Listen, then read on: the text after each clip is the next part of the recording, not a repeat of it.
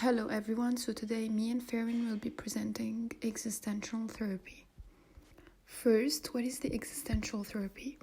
Existential therapy is a philosophical method of psychotherapy which focuses on the clarification of human existence to enable a person to engage with problems and living in a creative, active, and reflective manner in order to find new meaning and purpose. In other words, and like other forms of psychotherapy, existential therapy can help elevate anxiety, shame, guilt, and other difficult emotions through honest self-evaluation.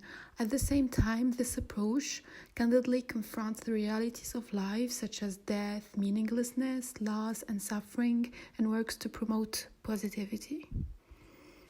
More specifically, existential therapy encourages patients to evaluate their values, beliefs, and situation, acknowledge their limitation as well as the possibilities of their lives, find meaning and purpose in their lives, or develop more effective ways of communicating. Then, who can benefit from this therapy? Actually, this therapy can be highly effective to both youth and adults who are struggling to make life choices, people who are having a hard time accepting the consequences of their actions, and could also be beneficial to people who are already struggling with anxiety, depression, and a wide range of other psychological and behavioral issues. Diagnosed with a symptom. So, the approach also stresses that all people have the capacity of self-awareness, and each person has a unique identity that can also be known only through relationships with other people. Also, people must create themselves because life's meaning constantly changes. So life is not always the same until you're born and you die. Life changes, so you need to keep recreating yourself and adjusting yourself depending on how life is going, because things changes and you need to accept that. And also, existential approach also stresses that anxiety is also a part of the human condition. So in this case study, a counselor is working with an 18-year-old female. The client has agreed to attend counseling to work on her anger and disruptive behavior within a residential vocational training setting. Her behaviors are progressively costing her freedom at the residential setting and contributing to the possibility of her being sent home.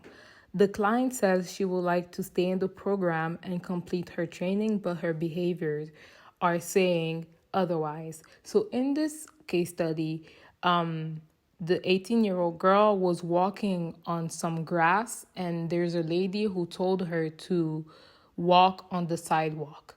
And the 18-year-old girl, she got mad and she refused to obey the rules, so she got a ticket because she was walking on somebody's grass instead of the sidewalk. So when she got the ticket, she got angry because she refuses to pay for it, because she's refusing to accept the consequences of her actions.